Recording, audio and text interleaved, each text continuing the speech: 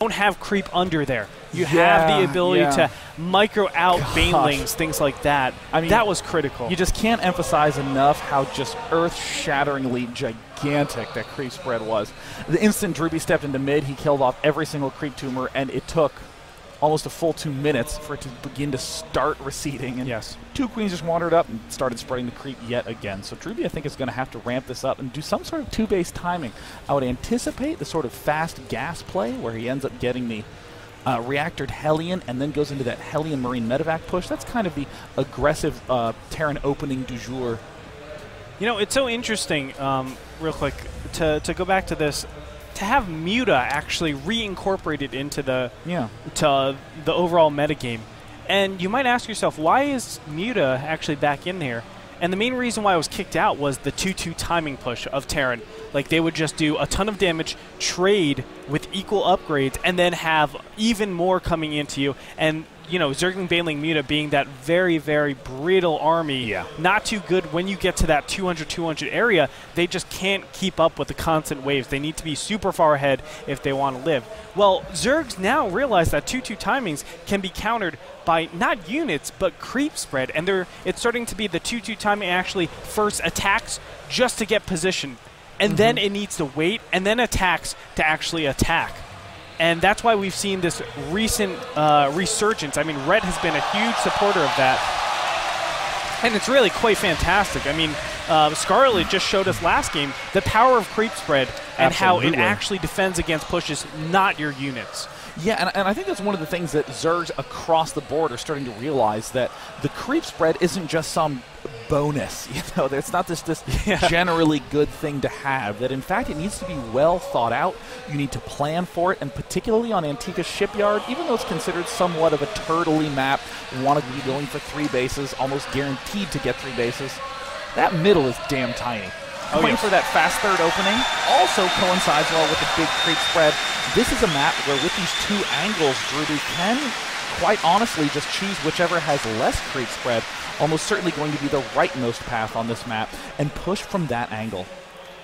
Yeah, but again, Drewbie is doing this really quick 3 command center type play. Now, I do agree that you need to do some sort of 3 command center play. I just don't necessarily agree the way this is actually being turned out. And the main reason why I say that is because, again, as you were saying, creep spread, the 2 different angles, you need to limit that as much as possible. So I would actually say give up a little bit of economy so that you can maintain that creep spread as much as possible. But with this, it's almost certain that, you know, Zerg at least gets to start out around the Xel'Naga Tower, a little bit before the Xel'Naga Tower, and then going into the mid-game, you're fighting over there. Look at this. Early freaking third base from Scarlet, who went for the hatch first pool opening. Not going to mess around, instantly goes into this play, and we see Scarlet. These 2 queens at the front both did a round of larva on those hatcheries and then immediately spreading the creep down at the front door. Scarlet doing just a magnificent little open. I think this is the perfect map to do it on. Exactly. Drewbie and now going for the reactored Hellion. This isn't like some sort of all-in meta game or mind game. This is an Overlord saw the 3rd command center, and now she's making the perfect decisions directly after that. That's awesome to see. And a lot of players don't have the ability to actually read. I mean, they can read it after the game, but to do it in the game, that's a real talent. And that's why I'm really emphasizing Scarlet as such a fantastic player, and she needs more followers, Twitter followers, everything. Do you know what her Twitter is? I mean, I'm happy to plug it. I think, gosh, I don't know it offhand. Well, I'm sure that in the chat, if people can just spam the Twitters of both these players. I mean, Drewbie, of course, having performed so well in the early MLGs, was always in the top brackets due to having so many ranking points, and now here performing so brilliantly at WCS Canada in the top 6 over many players like Ostoji, Huck, etc. Now battling his heart out against Scarlet, such an incredible player, and it looks like Drewbie is literally going to do a repeat of what we saw last game. Scarlet also going to do the repeat, but I think Scarlet's is much more of a response, and Drewbie's is much more of a, this is just what I'm freaking going to do. Yeah. And again, you can see, I mean, the creep is just so far forward this game, and it's because of the openings. And Ohana, I mean, you said it best, like, if you don't have coverage on this map, if you give up the creep spread, what you effectively do is say, I have really tough push decisions. I don't have a good way to actually go about this because the 4th base and the 5th Drewbie's actually base, darting up into the main, and amazingly, Scarlet doesn't have Zergling speed, and whoopsie daisies, looks like Scarlet may have gotten a little bit over-eager and is going to take some pretty heavy losses. We see that Zergling speed still has 15 more seconds. There's plenty of time to roast these drones. How is Scarlet's splitting ability good enough to only take 1 loss? 2 losses coming up right now, and this is a nice drone. Oh! Wow. Andre, she lined him up. 7 workers killed so far, and these Hellions will surely be cleaned up. I actually think I think that was not good for Drewbie. I think that was actually terrible for him. Yes, the workers killed was so important, but the big problem is this creep spread.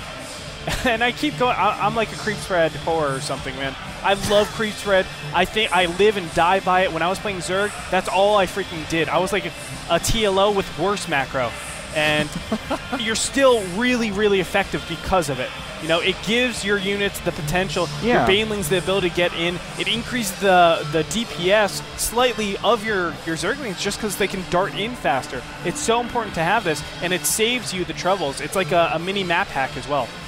And it looks like Drewbie is going to follow it up with this Banshee at the left, and still, I don't know. Ugh. I'm literally going to say the same thing I said last game. Yuck. We see that this Banshee is trying to do a little bit of scoot and shoot, do some damage to this Queen, but just an essentially ineffective Banshee. We didn't even see it reincorporated back into the attack. Scarlet now stepping into the fray with a lot of those Queens that do have enough energy for a transfuse this time. 3rd base has not been taken by Drewbie. Look at that. You know, it's all about the creep, Andre. It's all about the creep, baby. Look at that creep at the 3rd and 4th. Oh, my God. It's Loving so good. That creep.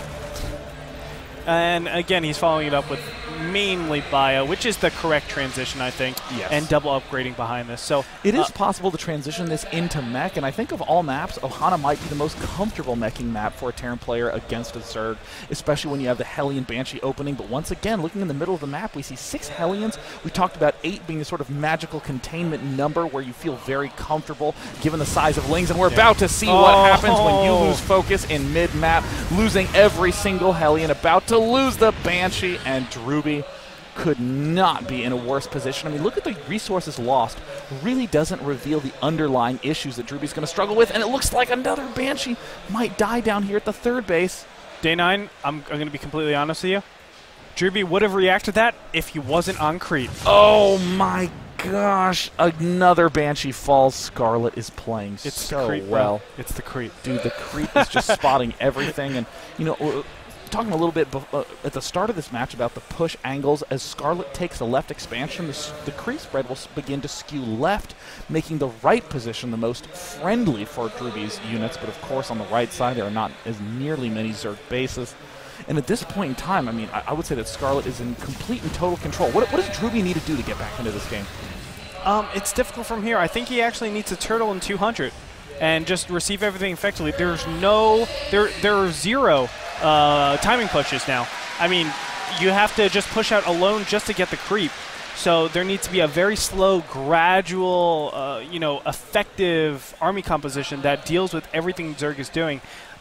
Most of the time in this position, I would say Terrans are so far behind. And this is the #1 thing that Terrans have had such a big trouble with, even before the patch, even before the Queen change. The Queen change just emphasized it because there was such a huge amount of Queens that are coming out onto the map.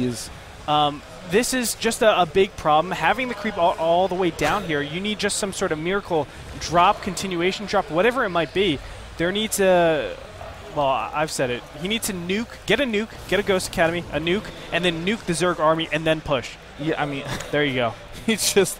As long as you get the money nuke, that's how you can win, man. And I mean, look at Scarlet's creep spread. I mean, it has made it to the top of Reddit a number of times, and of course, there's no doubt in my mind that we will be seeing it yet again. I mean, especially note, it's not just the creep spread. We're at 14 minutes, and if you go to Drewbie's vision, he sees the front line of the creep just outside his vision. That's so sad to see. That is the sickest creep spread ever. And we see the 3-3 upgrades coming. At 92 drones, we see Scarlet correctly building more. We'll surpass 100 drones. There it is, 102 drones. And this is a very nice technique for Zergs to do. Right before you get Broodlords, you surpass 100. That allows you to saturate 5 geysers, 5 bases, and then you can flood 30 or so spore/spine crawlers, be back down to that money 75, and still have enough friendly food to get that Hive Tech up. And it looks like a little bit of push. But, Sean, I mean, this could all have been prevented. I say this so nonchalantly. Yeah, this could have been prevented by not suiciding those Hellions at the start and the just banshees focusing on containing. Exactly. Just contain the creep. That's all you need to do. That's the purpose of it. You've already established equality within your drone count, your SCV count, with getting the very fast third command center. There's no need to play from here. And now what's going to happen is Scarlet, again, starts from Hive Tech. She doesn't have to do anything else. She just starts with, what is this, 10 gas? 10 gas Hive Tech? Are you kidding me? 6 Beardlords immediately made, and that is like the brunt of her army. That is so scary because there's total efficiency in there. There's everything is going good, whereas Drewbie still has, you know, a lot of Marines and Marauders. Marauders don't do that well against flying units. And there's another attempt by Drewbie to try to land at that third base. Scarlet with a very nice counterattack. Drewbie is just so slowly scanning, stepping forward. Ghost Academy going down, a 5th command center going down in the main base. Drewbie still, nice pick there, managing to get those 2 queens, and the Broodlords now stepping into the fray. And Drewbie is in a world of trouble. He unsieges the tanks, immediately pulls back. Small number of Baneling and Zergling Infestor moving up the right flank. And this is beautiful. One thing I want to note that's so great about Scarlet is she incorporates Baneling. So many times I see Zergs not incorporating Banelings. You need a way to burst down those Marines immediately, especially you know, players that don't get any Vikings. You got to punish that. And Fungal Growths are nice, but make sure that those Broodlords stay alive, because as soon as everything gets thinned out, you're in a really tough spot. Drewbie's making a dangerous tactical play. He's going to try to sprint up here, but look at that wall of spine crawlers that he runs directly into. One of the big benefits of those drones, the Fungals. The Banelings dart right in. Another refungal. A brutal one-sided battle. 14 more Corruptors in the mix. Scarlet taking virtually no damage, and that unit's lost tab doubling the opponent. We see Drewbie now attempting to take another base. Has not even landed either his 4th or 5th command centers. Drewbie looks like he will be yet another top Canadian player to fall to the superstar Scarlet. Yeah, she's just... I wouldn't even call it an upset at this point. I mean, this is actually, I would say, predicted or at least even. Scarlet's just been showing her worth time and time again. And now taking out the likes of Drewbie, who's had a fantastic run taking out Terran just before this. She's going to move in here, but it's, what, 3 base against 5 base still. We do see that there are a good amount of starports up. 1, 2 factories, a 3rd one also at the 3rd base, but the Ling Infestor stepping right into the fray. The Broodlords raining down hell from above, and there's all the Corruptors stepping right in. The 2 Vikings that are on point are immediately cleaned up, and there's the good game, good luck. Scarlet advances to the winner's bracket final of WCS Canada. Congratulations to her. She'll be joining, who did we just Doro. Yeah, Doro. We'll see if Doro can manage to do what Huck didn't and defeat Scarlet. But either way, the most significant question is who will advance between TT1 and Huck. Oh my gosh, have the results. Huck eliminated from WCS will not be representing Canada. Are you kidding me? Huck, wow. Oh my God, my heart bleeds for Huck. 3-0'd by losses. Alicia, 2-0'd by TT1. This means that TT1 will be representing Canada. Huck out in 12th place in this tournament. Very crushing blow to Huck. I know he's been up and down in his game, but you know, throughout the North American Star League, I thought he's been playing really, really well. The first week was okay, but after that, he was just on fire, and he was showing really good form. I'm sorry, I misunderstood. He was in 10th. I think he's fine. Okay. I think he's okay. It depends on how this bracket is to be read. He did lose to TT1. That is certain. I'm unsure. I'm actually unsure. I mean, I literally glanced over at the brackets and saw a loss, and I was pretty sure that match was for the money. But gosh, that is a painful spot to be in. And it looks like with all the screaming that's going on outside, I am real excited to find out what's going on the other screen. But anyway, we're gonna actually be back. I actually have to go cast the main stage. I have to go back and be doing pre- and post-game interviews. So thanks so much for watching, everyone. I'm Day9. I'm Gretorp. And we'll see you later for more Cast and WCS action.